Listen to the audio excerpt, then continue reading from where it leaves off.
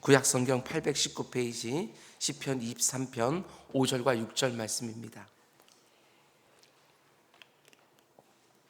시편 23편 5절과 6절 말씀 우리 한 목소리로 함께 읽겠습니다. 주께서 내 원수의 목전에서 내게 상을 차려주시고 기쁨을 내 머리에 부으셨으니 내 잔이 넘치나이다.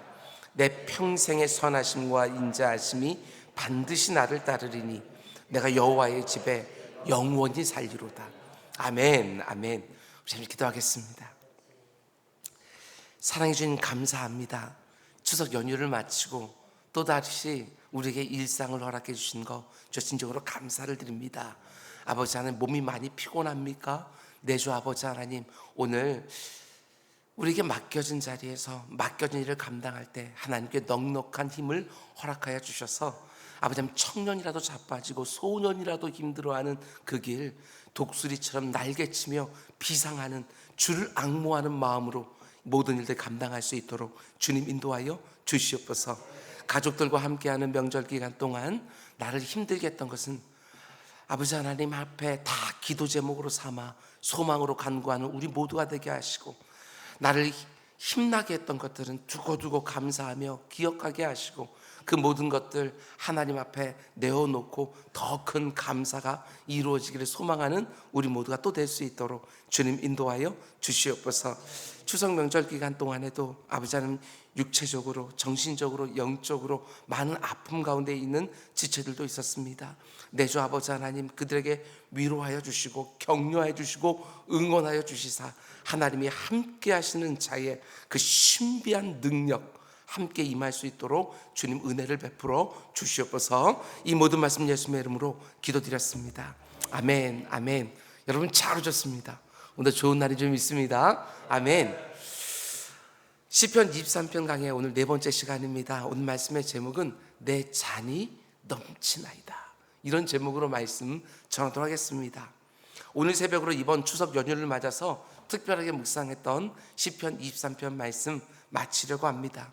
간절히 소망하기는 시편 23편에 나오는 하나님의 넘치는 은혜와 복이 우리 각 사람에게 온전히 임하기를 원하고, 이 시편을 통해서 자신의 신앙을 고백하는 다윗의 믿음의 확신이 그 어떤 상황에 있든지 여러분과 저의 확신도 되기를 주님의 이름으로 축원을 드립니다. 시편 23편 말씀은 전체적으로 보면 다윗은 1절을 시작하자마자 자신 안에 있는 하나님을 향한 믿음을 이렇게 확신 있게 선언을 합니다. 여호와는 나의 목자시니 내게 부족한 것이 없습니다. 늘 부족한 것, 투성이라고 아우성하는 우리 인생인데 어떻게 다윗은 자기에게 부족한 것이 하나도 없을 거라고 확신하고 있습니까? 다른 이유가 없습니다. 모든 것에 풍성하신 하나님이 나의 목자가 되시기 때문에 자신에게는 부족한 것이 없을 거라고, 부족할 때에도 하나님이 심하다 때마다 내 필요를 공급해 주실 거라고 자기의 믿음을 고백한 것이지요. 어떻습니까? 이런 믿음 나에게도 있습니까? 많이 쌓아 놓아야 내 인생이 안전하다, 평안하다 이렇게 말하십니까? 아니면 하나님이 나의 목자가 되신다는 것이 믿어지기에 나는 부족한 것이 하나도 없습니다, 하나님 한 분으로 나는 온전한 만족을 누립니다, 여러분 이렇게 고백하며 사십니까? 이게 바로 성도의 충만이라는 것이지요. 하나님이 내게 필요한 모든 것을 반드시 채워줄 거라고 하는 믿음, 거기서 우리 성도들은 충만을 확신하는 것이지요. 그러고 나서 이어지는 구절을 보면 선한 목자가 되시는 하나님이 양과 같이 약하고 미련한 나에게 어떤 일들을 해주셨는지 다윗이 간증하는 것을 보게 되어집니다. 먼저 2절 말씀 보면 그가 나를 푸른 풀밭에 누이시며 쉴 만한 물가로 인도하시는도다. 하나님이 지금까지 나를 푸른 풀밭에서 넉넉히 먹이시면서 참된 만족을 주셨노라고, 쉴 만한 물가로 인도해 주시면서 그 어떤 두려움도 근심도 없도록 참된 쉼과 안식을 주셨다고 간증하고 있는 것이지요. 그리고 이어지는 3절에서 또 이렇게 간증을 합니다. 내 영혼을 소생시키시고 자기 이름을 위하여 의의 길로 인도하시는도다. 지금까지 살아오면서 내 영혼이 상하고 병들 때도 틀림없이 있었지만 하나님이 그때마다 나를 살려주셨다고, 그냥 살려주시기만 한 것이 아니라 다시 의로운 길, 바른 길, 옳은 길로 가게 해주셨다고. 다윗의 간증은 또 이어집니다. 4절, 내가 사망의 음침한 골짜기로 다닐지라도 해를 두려워하지 않을 것은 주께서 나와 함께 하심이라. 주의 지팡이와 막대기가 나를 안위하시나이다. 지금까지 살아오면서 사망의 음침한 골짜기를 지나갈 때가 한 번도 없었던 것은 아니지만 우리가 너무 잘 아는 것처럼 다윗의 인생이 녹록하지 않았지 않습니까? 10년 동안 다윗의 칼날을 피해서 이것저것을 도망쳤고, 다윗이 죽은 다음에도 정말 분열되어 있는 그 나라가 통일될 때까지 참 어려움을 많이 겪어야 했습니다.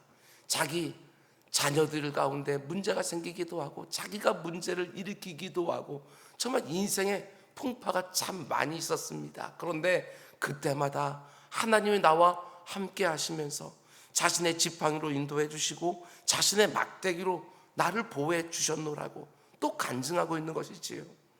그러고 나서 이제 시편 23편의 마지막 부분인 5절과 6절에서 다윗이 다시 한번 하나님을 향한 자신의 믿음의 확신을 고백하기 시작합니다. 내가 비록 너무나도 약하고 너무나도 어리석은 엉터리 같은 양이지만 하나님이 나의 선한 목자가 되시기 때문에 내 인생의 결국은 반드시 이렇게 될 거라고 다윗이 확신하는 거예요. 다윗이 확신하는 자신의 인생의 결국이 무엇입니까? 5절, 주께서 내 원수의 목전에서 내게 상을 차려주시고 기름을 내 머리에 부으셨으니 내 잔이 넘치나이다. 우리가 너무 잘 아는 말씀이기도 하지만 잘못 이해하면 오해하기 쉬운 말씀이기도 합니다. 여기서 말하는 상이라고 하는 것은 우리가 달리게 1등하게 되었으면 주는 그런 상을 말하는 것이 아니라 테이블, 우리식으로 말하게 되었으면 밥상을 말하는 것입니다. 오직 하나님 한 분을 온전히 신뢰하고 사망의 음침한 골짜기 같은 이 험악한 인생을 다 지나온 성도들에게 하나님이 너무나 풍성한 잔치상을 차려주신다. 근데 문제는 내 원수의 목전에서 내게 상을 차려주시고 왜 굳이 내 원수의 목전에서 상을 차려주냐는 것입니다. 아무리 맛있는 진수성찬이라 할지라도 내 원수 앞에서 먹고 싶은 사람이 어디 있겠습니까? 이 구절을 어떻게 해석해야 되는가? 여러분, 이 말씀은 절대로 복수에 대한 말씀이 아닙니다. 나를 괴롭히던 원수들을 무릎 꿇게 하고 그 앞에서 보란 듯이 진수성찬을 먹으면서 복수하는 그런 그림이 아닙니다. 여기서 다윗이 말하는 원수는 지금까지 나를 괴롭게 했던 어떤 사람들을 말하는 것이 아니라 지금까지 나를 너무나 힘들게 하고 지치게 했던 인생의 현실들, 그걸 의미하는 것이지요. 나그네 인생길에서 경험했던 현실들, 내가 원하고 바랬던 것과는 너무나 달랐던 현실들, 나에게 항상 무거운 짐으로 벅찬 부담으로 다가왔던 현실들, 나로 하여금 믿음대로 말씀대로 살지 못하게 하고 늘 탄식하며 울게 만들었던 현실들, 우리식으로 말하면 가게 문을 닫아야 되고 빛을 더 줘야 되고 더 작은 집으로 옮겨야 되는 그 아픈 현실들, 사랑하는 사람들과 떨어져야 되겠고 이런저런 잘못된 판단과 선택으로 인하여 그 대가를 치러야만 했던 현실들, 내 사랑하는 사람들이 이런저런 병으로 고생하고 상처 입고 힘들어하는 것을 봐야만 했던 현실들, 그런 것들이 바로 나그네 인생길들의 원수들이지요. 그런데 다윗이 지금 확신하는 게 무엇입니까? 하나님이 나의 목자가 되시기 때문에 나를 인도해 주시고 보호해 주시기 때문에 나를 힘들게 했던 그 모든 현실들 앞에서 정말 보란 듯이 기쁨의 잔치를 벌이는 순간이 반드시 오리라, 이걸 확신하고 있는 거예요. 우리가 이사에서 지금 새벽마다 보고 있지만 그 이사에서 말씀 보게 되었으면 하나님이 온 세상을 심판하실 때 두 부류로 딱 나눠지지 않습니까?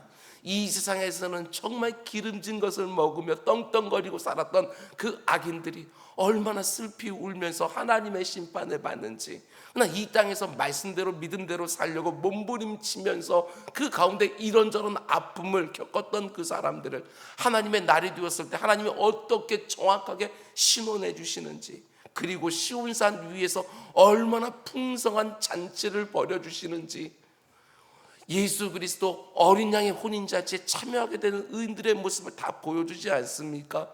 그것이 여러분과 저에게도 이미 예비되어 있다고 하는 것, 다윗은 그걸 확신하고 있는 거예요. 어떻게 해요? 내가 열심히 살아서, 내가 믿음 잘 지켜서, 아니 그런 게 아니고 우리는 연약하고 어리석은 양이라니까요. 우리에게 뭔가가 있는 것이 아니라 나의 목자가 되시는 하나님이 반드시 그렇게 해주시리라, 이렇게 말씀하고 있는 거예요. 내 머리에 기름을 부어주시면서 나를 높여주시고 내 영혼에 기름이 차고 넘치도록 내 인생의 잔을 가득 넘치게 해주실 것이다. 지금 믿음으로 확신하고 있는 거예요. 아직 여전히 현실의 문제들이 수두룩하지만 내 자신을 보면 너무나 연약하고 미련해서 늘 흔들리고 넘어지지만, 오직 무엇 때문에? 하나님이 나의 선한 목자가 되어주시기 때문에 내 인생의 결국은 반드시 기쁨의 잔치로 끝나게 되리라. 제가 늘 말씀드리는 것처럼 우리 성도들은요, 끝을 보면서 살아가는 사람이에요. 희극과 비극을 나누는 게 무엇입니까? 희극이라고 하는 것은 참 힘들게 시작하지만 나중에 웃으면서 끝나는 게 희극이고, 비극이라는 것은 처음에 너무나도 행복하게 시작되었지만 나중에는 탄식하며 끝나는 게 비극 아닙니까? 우리 성도들의 삶은 이미 약속되어져 있어요. 그 영원한 나라의 복락으로 들어가는, 거기서 어린 양의 잔치에 참여하게 되어지는, 그리스도의 신부로 참여하게 되어지는, 여러분 그것이 우리는 결정되어져 있는 거예요. 그리고 지금 우리가 살아가는 이 모든 현실들은 그곳으로 가고 있는 과정이다. 우리 이걸 알고 있는 거예요. 그 믿음으로 우리는 확신하는 것이지요. 이런 순간 여러분과 저에게 반드시 옵니다. 내 인생을 그렇게 아프게 하고 힘들게 했던 모든 문제들 앞에서 정말 보란듯이 기쁨의 잔치를 벌이는 순간이 분명히 찾아오는 거예요. 내 입술에서도 내 잔이 넘칩니다. 이 모든 것들이 내게 너무나 과분합니다. 고백하는 순간이 틀림없이 찾아오는 것이지요. 다윗의 이 확신에 찬 믿음의 고백이 오늘 내가 어떤 경험을 하고 있든지 우리의 확신에 찬 고백이 될 수 있기를 주님의 이름으로 축원을 드립니다. 그러고 나서 다윗은 또 이렇게 고백합니다. 마지막 6절, 내 평생의 선하심과 인자하심. 이 표현 하나하나가 얼마나 기가 막힙니까? 내 일평생에, 내 남은 평생의 선하심과 인자하심이 반드시 나를 따르리니 내가 여호와의 집에 영원히 살리로다. 아멘. 다윗이 지금 확신한 게 무엇입니까? 나를 향한 하나님의 선하심과 인자하심, 그걸 확신하고 있는 것이지요. 그리고 지금 이 시편을 묵상하고 있는 여러분과 저에게도 너희도 하나님의 선하심과 인자하심을 확신하며 이 땅을 살아가라, 이렇게 말하는 것이지요. 이게 바로 시편 23편을 마치는 다윗의 결론입니다. 내 평생의 선하심과 인자하심이 정녕 나를 따르리니 내가 여호와의 집에 영원히 살리로다. 우리 시편 23편 말씀을 묵상하면서 주로 하나님이 베풀어 주시는 은혜와 보호와 안전, 이런 것들을 생각하지만 구약 신학자들은 이 시편 23편 말씀을 확신의 시편 이렇게 불러요. 확신의 시편. 왜냐하면 구절 구절마다 하나님을 목자로 삼고 살아가는 성도의 분명한 확신과 신앙의 고백이 명확하게 드러나기 때문에 그렇습니다. 6절 말씀도 보면 다윗이 자신을 향한 하나님의 선하심과 인자하심을 확신하면서 그것도 반드시 나를 따르리라 하고, 아직은 온전히 이루어지지 않았지만 반드시 그렇게 될 거라고 확신하고 있는 것이지요. 여기서 선하심과 인자하심이 반드시 나를 따르리니 라고 할 때 이 따른다는 말은 어떤 의미냐? 여기서 사용된 히브리어 동사의 의미는요, 쫓다, 추격하다, 이런 뜻이에요. 그러니까 단지 따라오는 그 정도가 아니라 나를 절대로 놓치지 아니하고 하나님의 선하심과 인자하심이 나를 쫓아온다는 거예요. 내가 아무리 도망치려 하더라도 추격해서 끝낸 내게 그 선하심과 인자하심을 베풀어 주고야 만다는 거예요. 그게 선한 목자인 거예요. 내 남은 평생에도 이 선하심과 인자하심이 나를 그런 식으로 쫓아온다는 것입니다. 반드시 그렇게 될 거라고 내가 확신하는 거예요. 내 남은 평생에 하나님의 선하심과 인자하심이 나를 마치 사냥개가 사냥감을 막 추격하는 것처럼 나를 쫓아올 거라고 나는 분명히 믿는다고 미래적으로 고백하고 있는 거예요. 그런데 하나님의 선하심과 인자하심이 나의 남은 일평생에 나를 따를 거라고 어떻게 확신할 수 있었겠어요? 다른 이유가 어디 있겠습니까? 다윗이요, 지금까지 숱하게 경험한 거예요. 내가 범죄할 때에도 하나님의 선하심과 인자하심이 나단 선지자를 보내는 방식으로 나를 깨우쳐서 다시 회개하고야 말게끔 만들어 놓는, 그래서 다시 제자리로 돌아오게 만드는, 그래서 숱하게 경험한 거예요. 어리석은 판단을 해서 블레셋으로 도망갔을 때에도 그곳에서 하나님의 선하심은 인자하심은 그곳의 역사에서 나를 다시금 언약의 땅으로 돌아오게 만드는, 이 모든 것을 다 경험한 것이지요. 과거에 경험한 하나님의 선하심과 인자하심이 그래서 앞으로도 미래도 똑같이 있을 거라고 과거의 경험을 가지고 미래를 확신하고 있는 것이지요.